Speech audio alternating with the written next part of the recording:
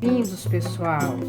Hoje iniciamos o assunto de tecnologias à base de luz. Nesse nosso crédito, novas tecnologias aplicadas à odontologia. Peguem suas canetas, seus papéis e vamos dar início a essa jornada.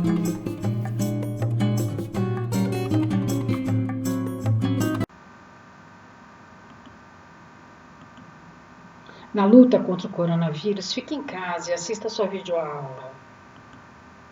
Eu sou Gisele Rodrigues de Santana Neves e estamos aqui hoje reunidos no crédito Novas Tecnologias Aplicadas à Odontologia e hoje iremos falar sobre uma tecnologia baseada em luz, o laser. Qual será nosso objetivo? Desenvolver conhecimento teórico e prático que possibilite o domínio científico para o uso do laser na odontologia. Só que antes de entrar no laser propriamente dito, nós vamos ter que voltar lá no ensino médio e falar um pouquinho sobre física básica.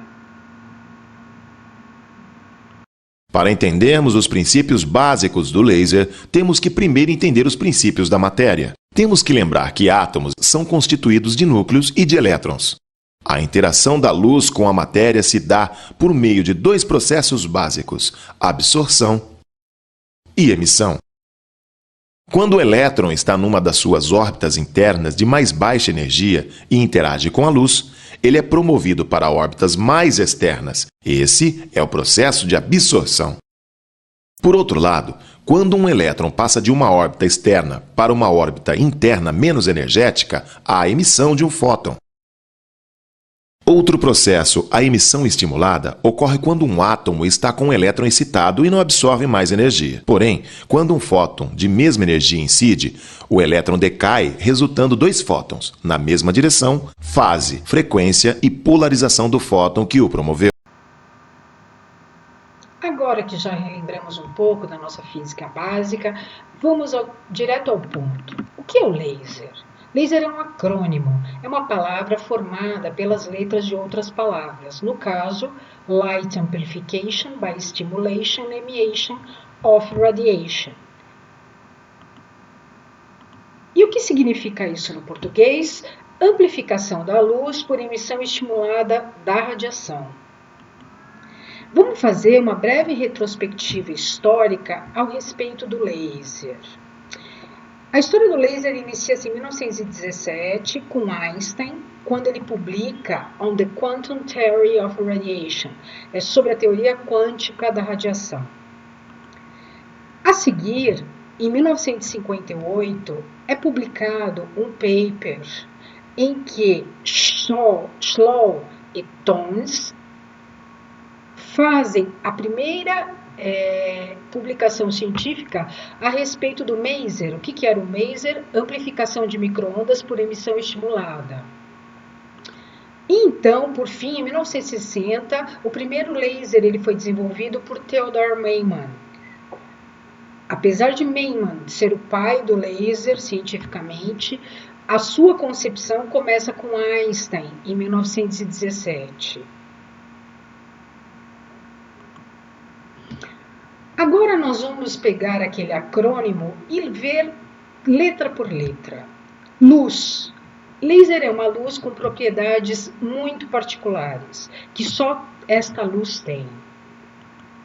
Quais seriam essas propriedades do laser? Temos a coerência, a monocromaticidade, a direcionalidade e a colimação.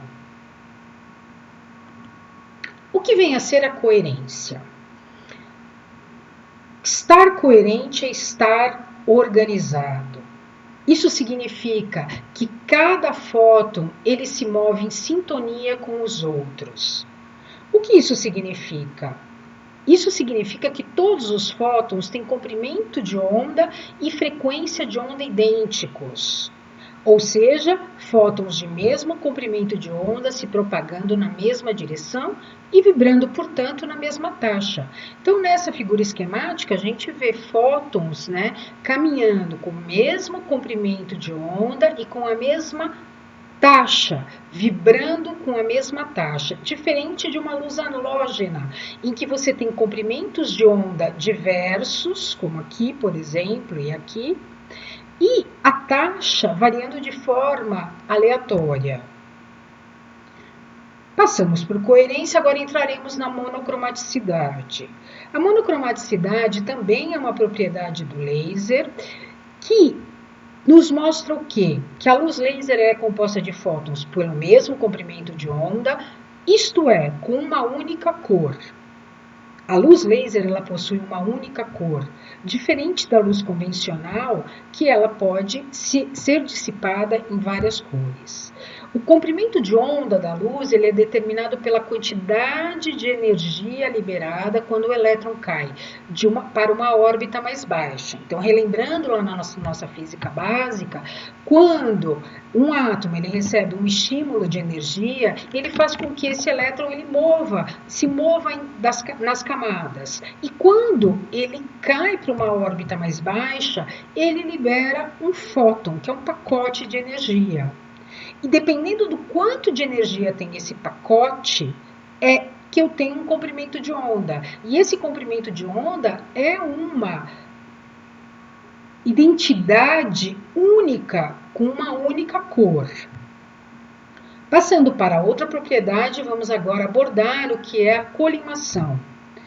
Se eu falo que alguma coisa tem uma alta colimação, eu digo que essa coisa ela tem muita direcionalidade. Ou seja, uma luz laser ela possui um feixe muito apertado e um feixe muito forte. O que significa isso? Que ela tem um feixe muito concentrado e focado. Dessa forma, os fótons eles se propagam em uma única direção, sem divergência significativa. Então, passando para essa imagem, se a gente for ver uma luz de uma lanterna, ela tem uma ampla divergência. Ela não tem uma direção única, focada e centralizada. Já o laser não. A sua luz, ela tem uma direção única, bem focada e ela é bem apertada. Isso é que mantém o seu foco. Saímos da letra L do nosso acrônimo e agora entramos na letra A. A de amplificação. E o que significa a amplificação?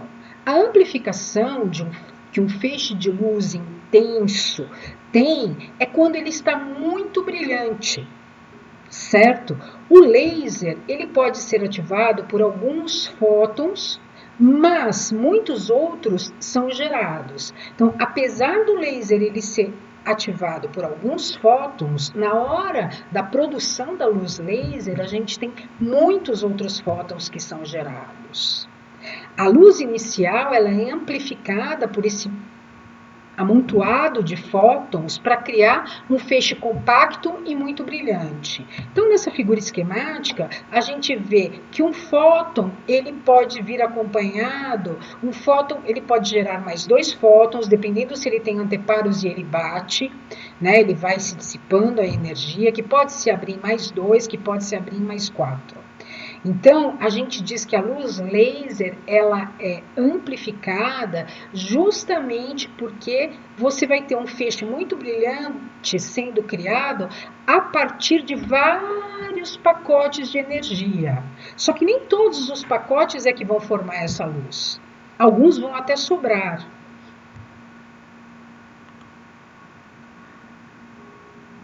E o S? O S vem de estimulado.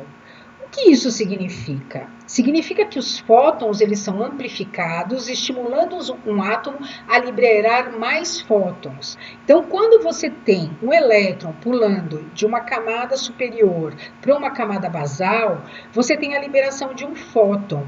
Só que esse fóton ele acaba por estimular um átomo a liberar mais fótons. E é por isso que a gente diz o S de estimulado.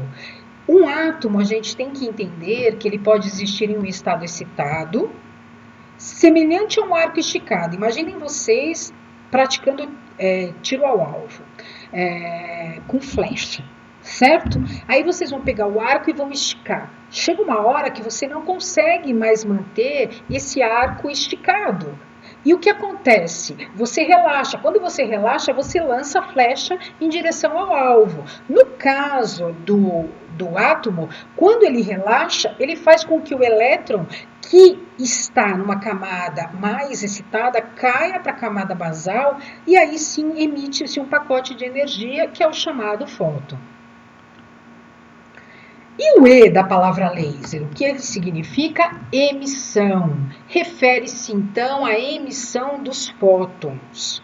Um átomo excitado ele emite um fóton quando outro fóton chega, ou seja, se eu tenho um laser e eu ligo esse laser na tomada, na verdade a energia elétrica ela está dando energia na forma de fóton. E a partir daí os átomos dentro do aparelho são capazes de produzir outros fótons. Einstein, lá em 1917, é por isso que a gente diz que ele foi o precursor, ele foi quem descreveu, naquela teoria quântica, o processo como uma emissão estimulada. Então, o que a gente pode dizer? Dentro de uma caixa ressonante, que é onde é produzida a luz laser, a caixa ela é composta por espelhos, certo? Então, quando esse aparelho ele recebe uma energia elétrica, essa energia ela é convertida num pacote de fótons, ela estimula os átomos que estão aqui dentro do meio ativo, a fazer com que os elétrons pulem de uma camada para outra. E na hora que eles voltam para a camada fundamental, eles liberam fótons. E aí o que acontece? Esses fótons eles começam a trafegar dentro da caixa ressonante e aqui eles começam a bater nos espelhos. Né? E aí o que acontece? Na hora que ele bate nos espelhos, ele volta ali para a matéria, que é a matéria estimuladora, né, para a formação do laser, e eles acabam fazendo com que essa matéria faça com que outro elétron pule de camada e outro fóton seja produzido. Ele vai fazendo isso até que ele tenha fótons suficientes que são capazes de serem colimados e saem para o orifício, gerando a luz laser. E a isso a gente denomina-se a emissão. E o R, que é a última letra do nosso acrônimo, é radiação, gente. Radiação ele é um termo generalizado para qualquer coisa que seja irradiada ou emitida por um objeto. Então, para os lasers, a radiação ela refere-se aqui aos fótons que estão sendo emitidos toda vez que o nosso elétron ele pula de uma camada, de uma esfera excitada para a esfera basal. Então, olha, recebendo aqui a energia elétrica faz com que o elétron, pule para uma camada mais excitada. Ele não consegue, lembrem do arco e flecha, ele não consegue ficar lá por muito tempo, aí ele decai para o seu estado fundamental. Na hora que ele decai, ele emite pacotes de energia, que são os fótons. E esses pacotes é que a gente diz que são chamados de radiação. Bom, falamos tudo isso, de certa forma a gente já meio que explicou como essa luz ela é produzida, mas agora a gente vai entrar mais profundamente nesse quesito. Bom, quais são os componentes de um aparelho laser? Eu tenho a caixa ressonante, certo? Tenho o meio ativo, tenho espelhos, tenho um bombeador de energia. Isso tudo é que vão compor o aparelho laser. A gente vai esmiuçar um pouquinho mais. A cavidade óptica ou a caixa ressonante é onde todos os componentes do laser eles estão alojados. O meio ativo, ele é o componente principal presente no núcleo da cavidade óptica. É ele que vai ser estimulado e vai fazer com que os elétrons, né, dos seus átomos pulem para uma camada mais excitada e na hora que eles decaiam, eles vão emitir o fóton. O meio ativo, gente, ele pode ser um gás, ele pode ser uma pedra preciosa, ele pode ser um elemento de terras raras, e ele pode ser um diodo eletrônico. Tá? Então, a gente tem vários tipos diferentes de meios ativos que conseguem fazer a produção de uma luz laser. A gente também precisa no nosso aparelho uma fonte externa de energia. Por quê? É essa fonte externa de energia que vai enviar o primeiro pacote de energia que vai estimular o meio ativo. Essa nossa fonte externa pode ser uma lâmpada flash ou mesmo um dispositivo de arco elétrico, né, como aquele que a gente liga na tomada.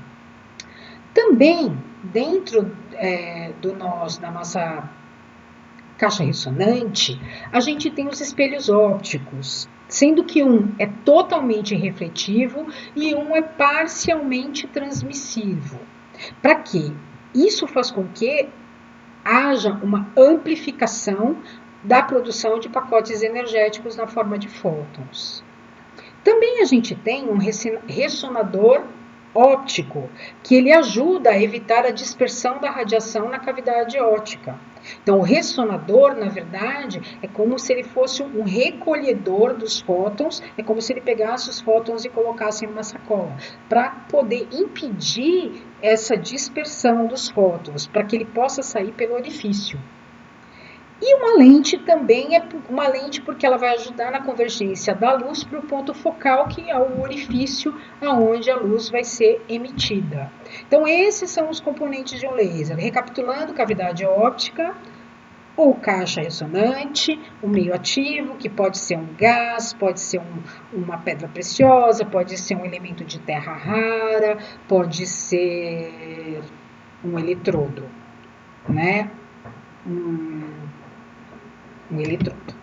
Também temos os espelhos ópticos, né, que eles vão permitir com que haja a amplificação dos pacotes energéticos. A fonte de energia externa, porque é ela que vai dar um primeiro pacote de energia para o meio ativo, ele poder fazer com que os seus elétrons pulem para uma camada mais excitada, e na hora que eles caiam, eles produzam um pacote de energia. E, por fim, a gente tem o ressonador e a lente. O ressonador é que ele vai ajudar a evitar a dispersão da radiação. E a lente é que vai ajudar a convergir a luz para o orifício onde ela vai ser emitida. O laser é então um dispositivo constituído de uma cavidade contendo um meio ativo, espelhos nas faces da cavidade e uma fonte de energia. A energia fornecida pela fonte, em contato com o meio ativo, que normalmente é constituído de átomos no estado fundamental, produz a excitação dos elétrons, promovendo a inversão de população. Após a inversão de população ter ocorrido, o decaimento espontâneo de um dos átomos para o estado fundamental emite um fóton que adiciona mais luz à porção já existente. Esses fótons se refletem nos espelhos da cavidade, voltando para a atmosfera e provocando a emissão estimulada nos demais átomos, até que todos tenham decaído e, consequentemente, produzindo luz. Somente os fótons que se propagam ao longo do eixo principal do laser é que vão sofrer as reflexões no interior da cavidade e, ao incidir no espelho da cavidade, somente uma parte da luz é retirada do sistema, produzindo o feixe laser, que é unidirecional e monocromático. Este processo fornece ao laser as características necessárias para termos um feixe extremamente colimado e coerente e que permite a realização de uma grande variedade de aplicações. Muito bem, então agora a gente consegue fazer a definição de laser, né? Laser é uma luz que é composta por fótons, embora ela não tenha massa, ela se comporta como tivesse. O que isso significa dizer? Que ela se propaga como uma onda, sendo, portanto, um campo eletromagnético oscilante. Portanto, o laser, ele compõe as energias eletromagnéticas. Esta é uma onda, né? Essa é uma onda, outra onda do laser. Cada crista dessa onda, a distância entre uma crista e outra, a isso a gente denomina comprimento de onda, que recebe como um marcador a letra lambda. E a altura de uma crista significa a amplitude da luz, certo? Os comprimentos de onda, eles são medidos em micrômetros ou em nanômetros, tá? Então, só recapitulando, o comprimento de onda, que é o nosso lambda, ele é a distância entre duas cristas consecutivas da onda. E uma coisa importante a gente já colocar como uma máxima: a energia do fóton, ela é inversamente proporcional ao seu comprimento de onda. Portanto, lasers com maiores comprimentos de onda, o fóton ele tem menos energia do que lasers com comprimentos de onda menores. Muito bem. Passamos agora para um outro tópico importante, que são os modos de emissão da luz. Então, aquela luz que ela saiu ali pelo orifício, formando o nosso feixe laser, ela pode ser uma onda contínua. O que significa isso? A emissão do feixe, ela está em um nível de potência contínuo, desde que o dispositivo esteja ativado. A gente pode ter uma emissão de luz do tipo modo de pulso fechado, o que significa que eu tenho alterações periódicas da energia laser. Então, ela tem momentos que ela se liga, aí automaticamente ela se desliga, e aí ela liga de novo, e isso geralmente na quantidade de milissegundos. Então, isso a gente diz que é um modo pulsado fechado. E a gente tem o modo pulsado de operação livre. Isso significa o quê? Que a energia do nosso pico laser grande, ela é emitida por um período de tempo extremamente curto, em microsegundos, seguido de um desligamento prolongado do laser. Então, assim, enquanto o modo do pulso fechado, você tem o liga e desliga em milissegundos, aqui a gente tem em microsegundos, sendo que a maior parte do tempo o nosso aparelho ele fica emitindo a luz laser no seu mais alto pico. Bom, com isso a gente pode passar para a classificação dos lasers.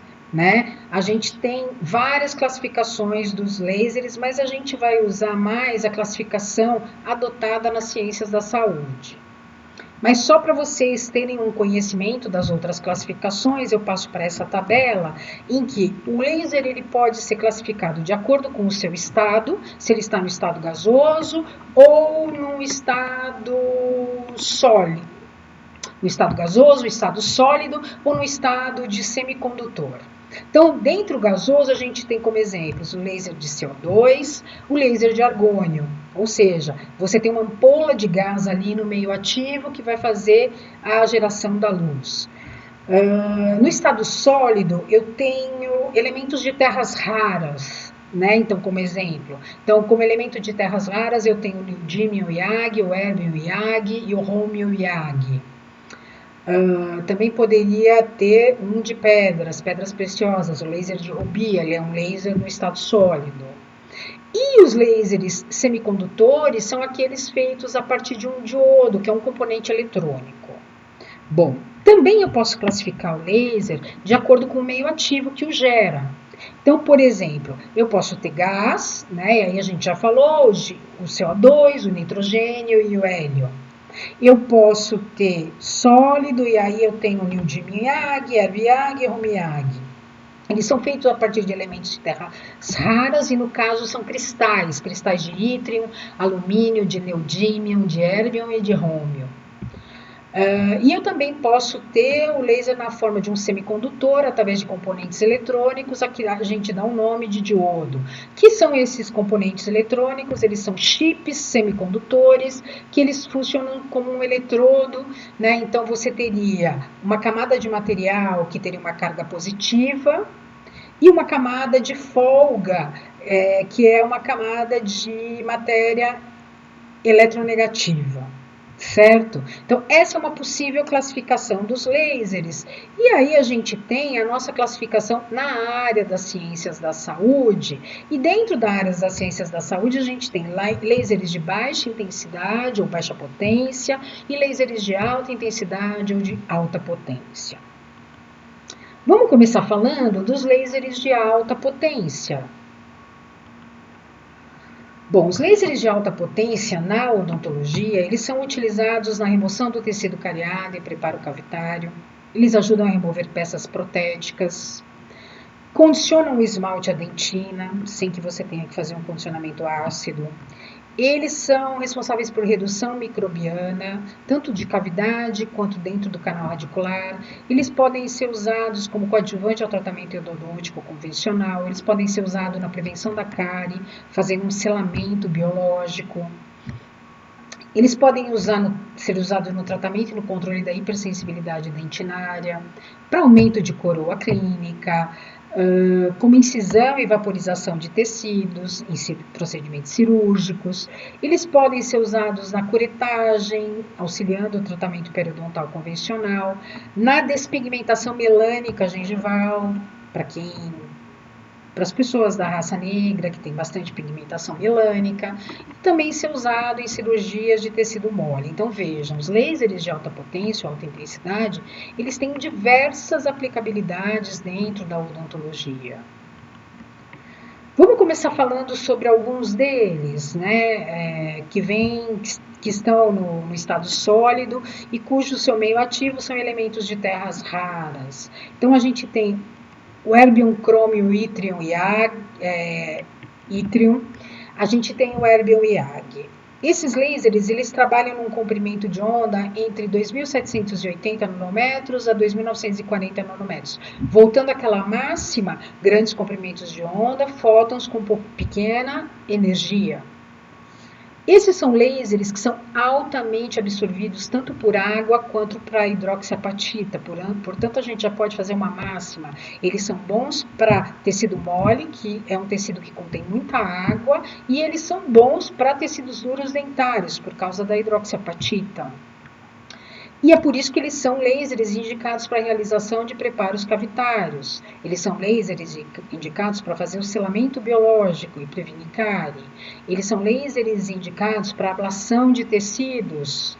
E eles são lasers indicados para o condicionamento do tecido dentinário. Então, aqui vocês podem ver algumas imagens, tanto do laser de erbium crômio quanto de erbium YAG. Muito bem. Outro laser de alta potência ou alta intensidade, que também o seu estado é sólido e seu meio ativo é um elemento de terra rara, é o de neodymium YAG. Seu comprimento de onda é 1064 nanômetros, então comparativamente com os erbiums, esse laser ele emite pacotes com maior energia, certo? Ele também é muito bem absorvido por água, por melanina e por hemoglobina. Ou seja, melanina, hemoglobina, tecidos moles, ele é bem absorvido e, portanto, ele tem uma eficácia muito boa. E a água também. Ele é um laser que o seu mecanismo de ação gera o derretimento e ressolidificação da dentina. Então, ele é muito indicado também para hipersensibilidade e apsectomia. Então, aqui a gente pode ver dois tipos de laser de neodymium YAG. Aí também, como de alta potência, a gente tem os lasers de diodo. Aqui são parênteses, os lasers de diodo eles são semicondutores, são componentes eletrônicos.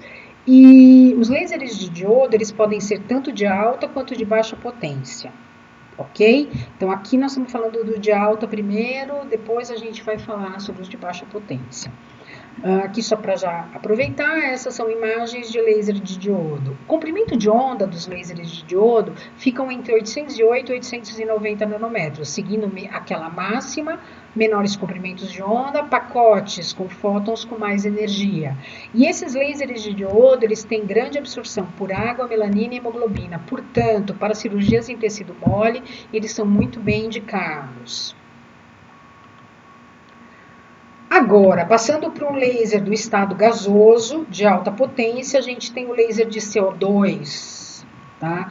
O laser de CO2, ele tem um comprimento de onda de 10.600 nanômetros, até agora é o que maior comprimento de onda tem. Portanto, os seus pacotes energéticos são de menor energia.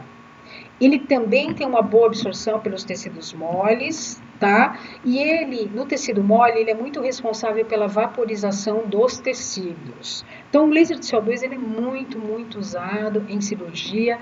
E ele é usado em cirurgia no Brasil desde os anos 80, final dos anos 80, começo dos anos 90. Vejam, esse laser ele tem uma particularidade. A forma de entrega dele, ele necessita desse braço. Né? Pelo fato dele ser gás, ele também são lasers muito grandes em termos de tamanho, justamente porque eles têm que ter um dispositivo para o gás ficar aqui dentro.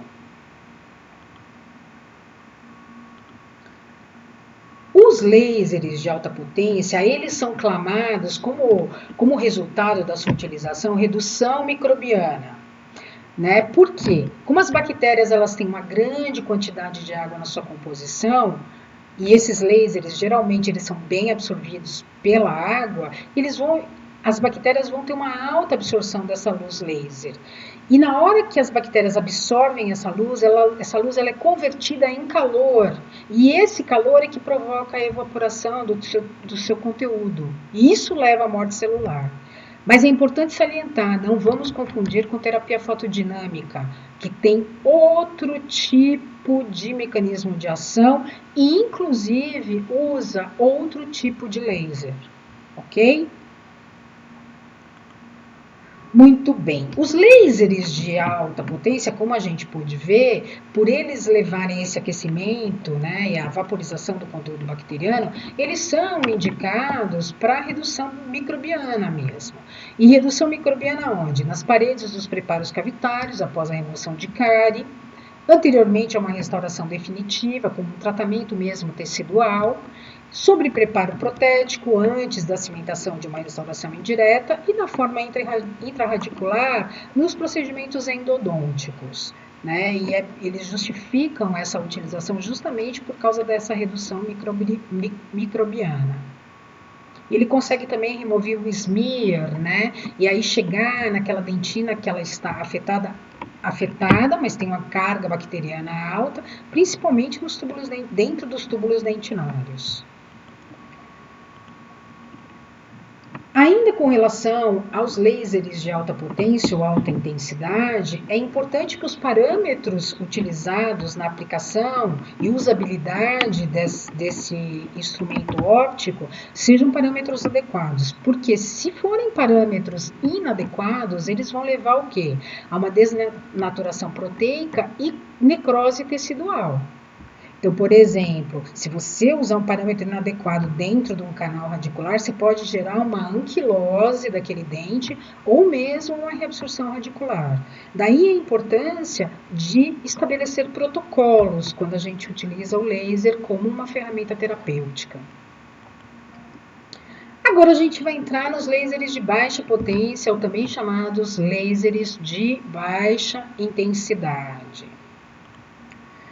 Bom, os lasers de baixa intensidade, eles não têm efeitos térmicos, eles levam a alterações celulares em nível molecular, tá? Eles aumentam a atividade de proliferação celular, bem como mudanças na atividade fisiológica de células excitáveis, ou seja, eles, nos estudos em que você vê essa proliferação celular, você vê através de cultura de células, o quanto esse laser ele estimula a proliferação celular. Algo importante, se a gente for pensar nos odontoblastos e formação de dentina terciária ou dentina reparadora. Eles são responsáveis por causar mudanças fotoquímicas e fotofísicas em fotorreceptores que existem dentro das mitocôndrias, né, e nas membranas celulares. Isso faz com que haja um aumento na produção de ATP e essa célula ela se torna uma célula mais responsiva. Eles são responsáveis por analgesia, biomodulação tecidual e modulação da inflamação. Com laser de baixa intensidade a gente não consegue remover um tecido, portanto, eles não são indicados para procedimentos cirúrgicos. E eles geralmente são indicados como coadjuvantes em procedimentos convencionais.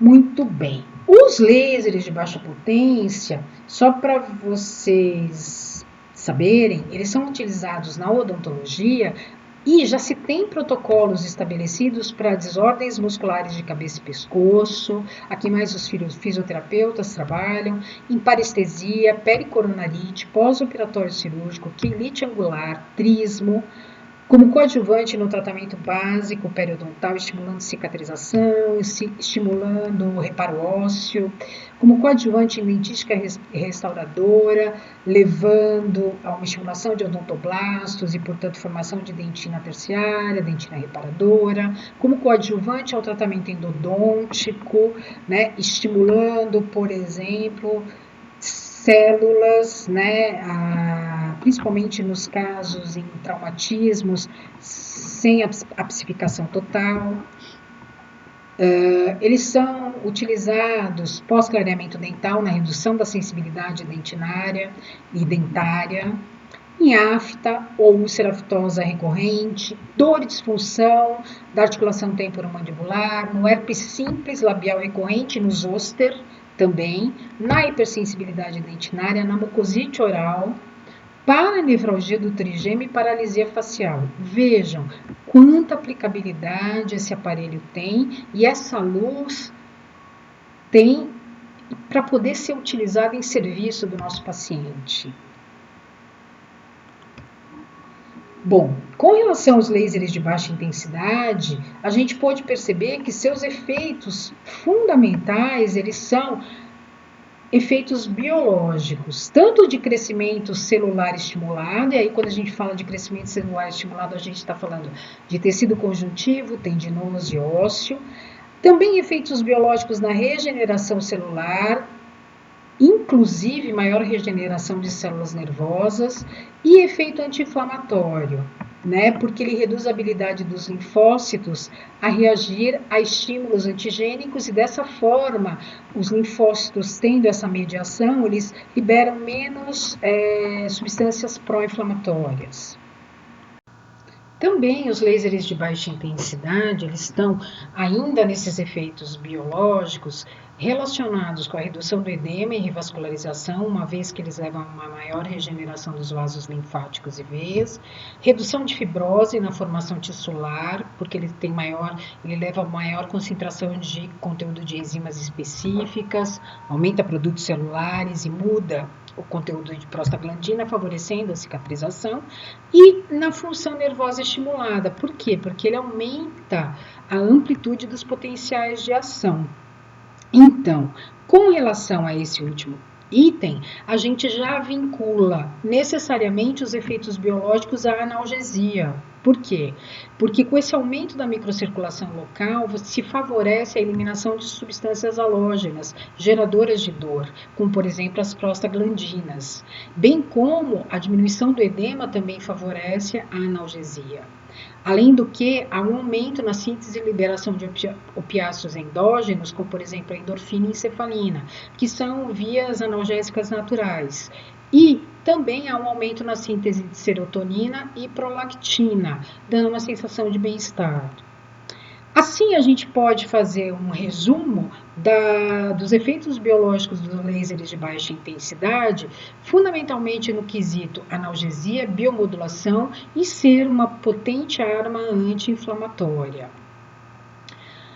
Só que para que os lasers eles possam desempenhar seus efeitos, a gente não pode esquecer que essa luz ela interage com a matéria, né? E essa interação é que faz com que haja todos esses efeitos que a gente acabou falando ao longo dessa nossa conversa. Só que os efeitos clínicos da laser terapia ou a laser terapia de baixa intensidade, eles dependem da correta indicação do comprimento de onda, da adoção de protocolos de irradiação adequados. E esses protocolos incluem o quê? Dosimetria, a forma da entrega da energia e a frequência do tratamento. Daí a necessidade de evidências científicas que sustentem protocolos clínicos na utilização do laser de baixa intensidade, dos lasers de uma forma geral.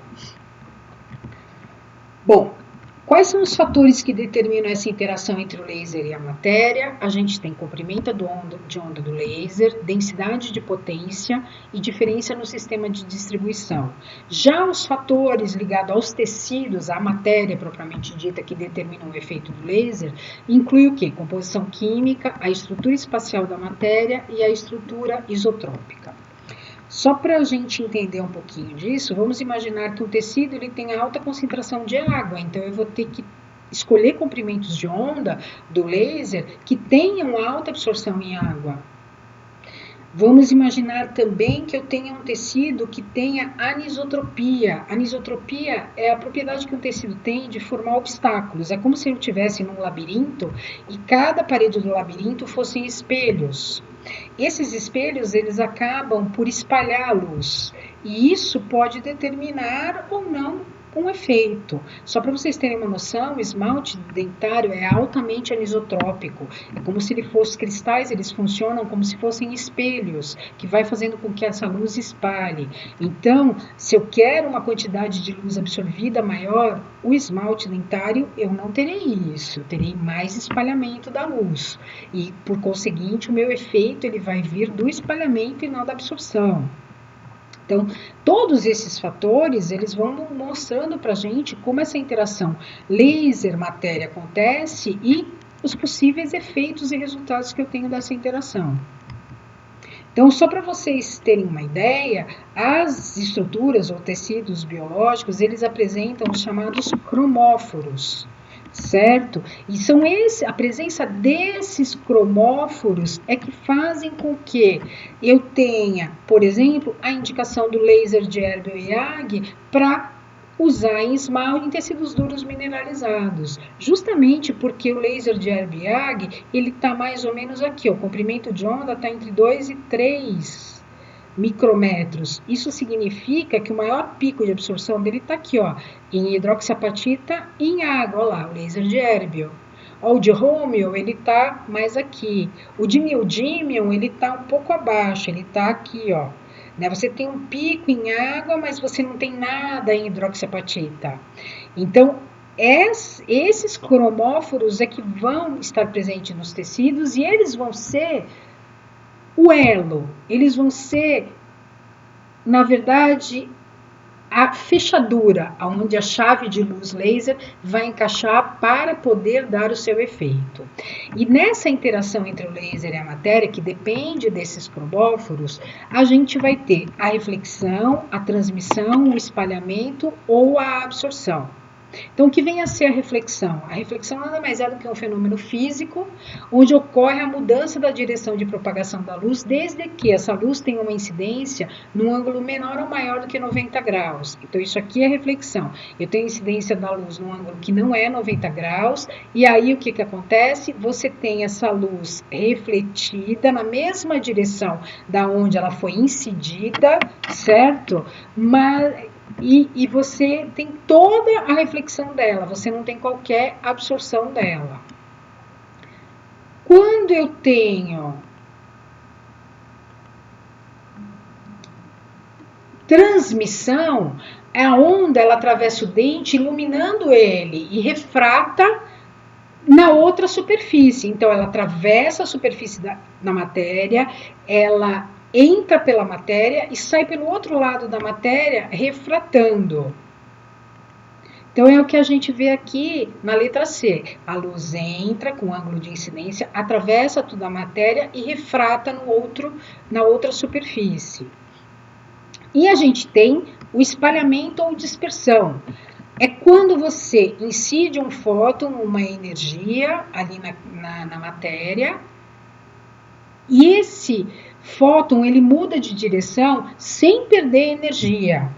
É como se fosse o labirinto e os espelhos. A luz ela entra, ela bate no espelho e ela muda de direção, mas ela não perde a energia. Ela vai se desviando desses anteparos, portanto ela não segue um caminho em linha reta, né?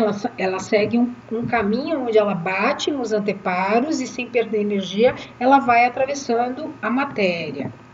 Os fótons, né? Esses fótons que se espalharam no dente, na hora que eles vão sair do dente, eles sofrem uma coisa chamada retroespalhamento, porque eles saem pela superfície por onde eles entraram ou por uma outra superfície. Então, no caso, o nosso retroespalhamento é a letra B. Então, olha aqui, a luz ela incide, ela encontra lá os anteparos, né? Ela encontra os anteparos e ela vai sair ou pelo mesmo local, porque ela poderia bater e voltar, ou por um outro local, certo? Isso acontece muito no esmalte dentário, tá? O esmalte dentário, ele é um tecido espalhador em essência de luz. E também a gente pode ter a absorção. né? Na absorção, o que acontece? Os fótons, eles são impedidos por algum objeto, eles entram na matéria e alguma coisa dentro do conteúdo dessa matéria impede que esses fótons, eles saiam, né? Geralmente essa energia ela é em grande parte convertida em calor ou em uma outra onda com um comprimento de onda mais longo, como por exemplo a fluorescência. Também é algo que acontece com o esmalte dentário. No esmalte dentário, o que acontece? A gente pode incidir uma luz, ela ser absorvida, ela encontrar um anteparo, certo? E isso gerar calor e esse calor que vai ter uma atividade, tá? Por exemplo. Ou ela pode ser absorvida, encontrar um anteparo e produzir uma outra energia com um comprimento de onda mais longo e diferente daquele inicial. A isso, no caso do esmalte dos tecidos duros mineralizados, a gente diz que essa outra energia se chama fluorescência. Quando um átomo recebe uma energia, ele faz com que os seus elétrons pulem para camadas excitadas, e aí ele adquire um estado excitado, que é instável, faz com que ele decaia. Quando ele decai para um outro estado excitado, ele emite uma energia, e essa energia pode ser a fluorescência. Aí então ele cai para o estado fundamental. Nós sabemos que os tecidos moles orais, eles são amplamente compostos de água, como eu já havia mencionado anteriormente, que controla predominantemente os efeitos teciduais dos lasers no espectro infravermelho.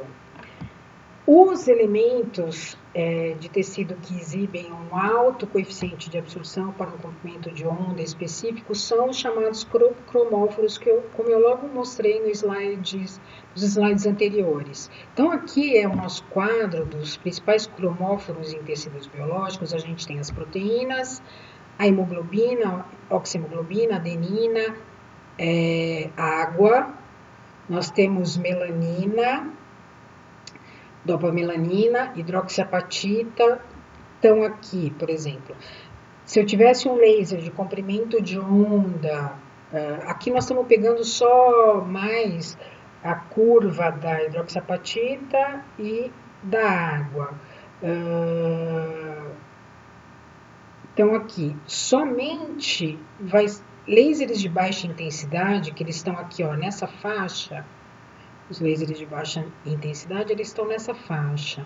Você vai ter pouca absorção, tanto em hidroxiapatita quanto em água. E é por isso que a gente não tem efeito com laser de baixa intensidade em tecidos duros mineralizados, certo? Ele vai agir em outros lugares do tecido duro mineralizado, né? Em proteína, por exemplo, eles vão agir, certo? O que já não vai acontecer com um laser de comprimento de onda amplo, certo? Ó, o laser de CO2, ele tá aqui, por aqui, ó. Ele tem uma alta absorção em água, por isso que ele é muito usado para cirurgias. Já em hidroxiapatita, ele é alto, mas não é tanto quanto em água, certo? Por isso que ele é usado para selamento, por exemplo, de tecidos duros mineralizados.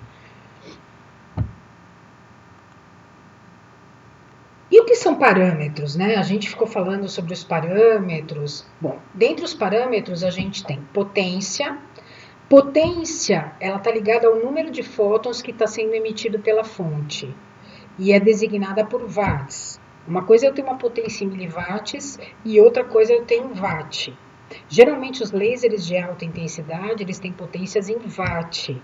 Já os de baixa intensidade é em miliwatt. Tá? Porque aí vai o número de fótons que está sendo emitido, não a quantidade de energia, tá? É o número de fótons. A energia é a energia do fóton que está sendo gerada. A gente pode ter densidade de potência ou intensidade. É a quantidade de potência por unidade de área que a fonte está emitindo. Então, quando a gente fala em densidade de potência, a gente está falando em quantos fótons estão sendo emitidos por milímetro quadrado, por centímetro quadrado. Tá? Isso é densidade de potência. E densidade de energia? É a quantidade de energia que está sendo entregue também por unidade de área. Por isso que ela é designada por joule por centímetro quadrado. Ah, eu estou recebendo tantos joules por centímetro quadrado, tanto de energia.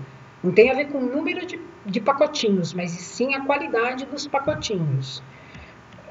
Frequência. Frequência são os pulsos por segundo, né? Principalmente quando eu estou usando do laser a forma de emissão não contínua, tá? Quantos pulsos eu dou num segundo? Isso chama-se hertz. E o tempo? Tempo é em segundos e a área geralmente é em centímetros quadrados. Então, quando a gente vai olhar um protocolo de aplicação e de uso de um laser em saúde, a gente tem que olhar todos esses parâmetros, inclusive para analisar um artigo e comparar com outro artigo.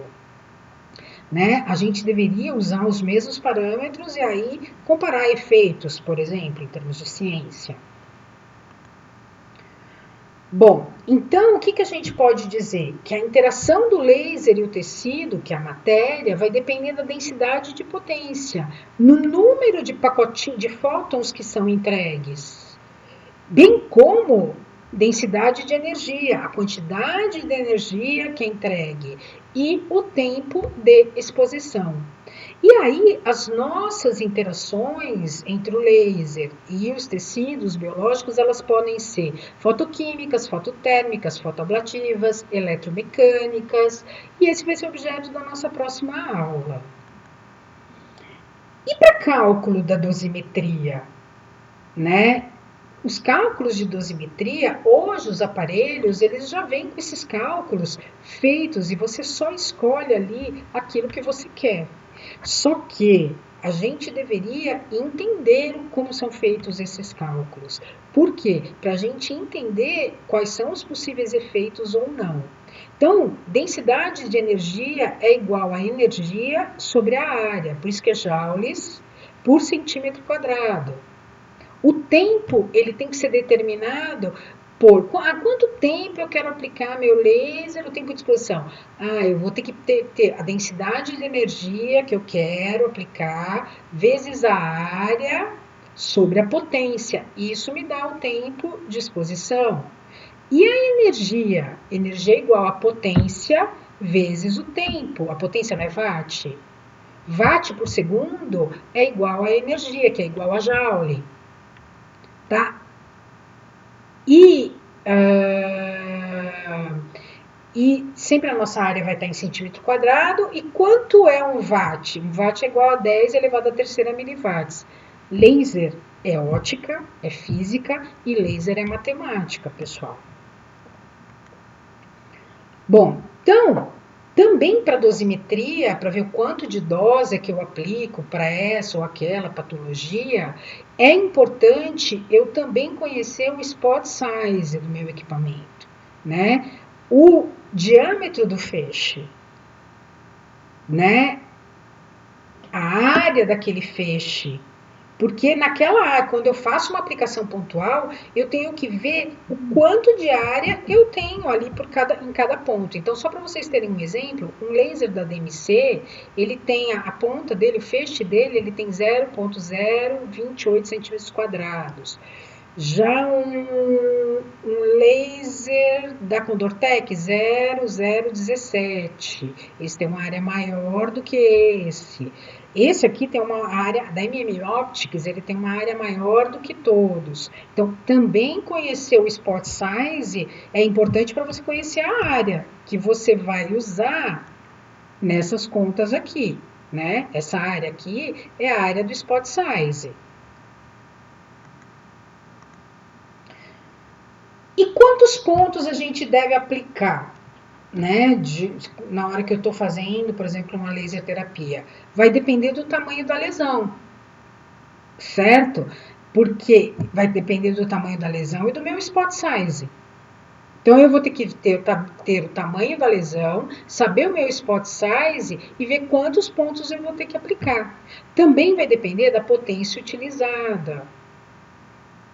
A área do spot, como eu já falei, a modalidade dosimétrica escolhida e um aumento de doses. Aí você pode usar uma dose maior num ponto e aí você reduz o número de pontos. Mas tudo vai depender desse conjunto, tá? Esse conjunto ele tem que ser analisado. E a luz? Quanto ela penetra em profundidade? Também é algo que a gente tem que ver. Por que os fisioterapeutas usam mais o infravermelho, que é aquele que a gente não enxerga, mais do que nós que usamos mais do espectro vermelho, por exemplo? Porque o fisioterapeuta, às vezes, ele quer atingir músculo, e músculo ele não está na camada superficial, ele está na camada profunda. Então, eu preciso, por exemplo, os infravermelhos, eles estão aqui, ó, nesse lugar. Então, olha a penetração, é muito maior do que um vermelho. Então, a profundidade de absorção da luz, de penetração da luz, depende do comprimento de onda. Certo? Menores comprimentos de onda, menor penetração. Maiores comprimentos de onda até um determinado limite, maior penetração. É outra máxima que a gente pode tirar. Então, gente, a gente agora está finalizando essa aula, né? E o que a gente viu, né? Que eu acho que tem que vocês levarem para a prática clínica de vocês. O laser e seu conceito, quais são os princípios da luz, como os lasers eles são classificados, qual a interação entre essa luz e a matéria com quem eu estou trabalhando, quais os parâmetros, né? Qual a potência, qual a densidade de energia, qual a área, qual o tamanho do meu spot size, para que eu estabeleça uma dosimetria correta e, portanto, eu estabeleça padrões e parâmetros adequados para que a gente possa trabalhar e obter o melhor dessa luz. Nós vamos terminando por aqui. Eu agradeço a presença de vocês hoje aqui comigo e preparem-se para a próxima aula que a gente vai estar falando sobre efeitos, interações e mecanismo de ação do laser nos tecidos. Tchau, pessoal. Obrigada pela presença. Foi um prazer estar aqui com vocês hoje.